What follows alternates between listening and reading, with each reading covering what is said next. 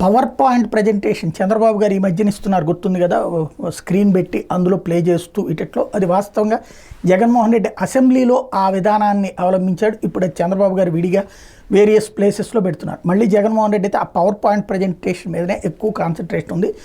తాజాగా press conference కూడా ఏదైతే తిరుమల లడ్డూకు సంబంధించి సుప్రీంకోర్టు రాష్ట్ర ప్రభుత్వ సిట్ని కాదని కేంద్ర ప్రభుత్వం ఏదైతే స్వతంత్ర దర్యాప్తు సంస్థ కేంద్రానికి సంబంధించిన 2 అధికారులతో, రాష్ట్రానికి సంబంధించిన 2 అధికారులతో, అలాగే ఫుడ్ సేఫ్టీ అథారిటీ వాళ్ళకి సంబంధించినటువంటి ఇంకొక అధికారితో, వీళ్ళందరితో ఏర్పాటు చేసినటువంటి నేపథ్యంలో పెట్టిన ప్రెస్ కాన్ఫరెన్స్లో కూడా పవర్ పాయింట్ ప్రజెంటేషనే చేసుకొచ్చారు.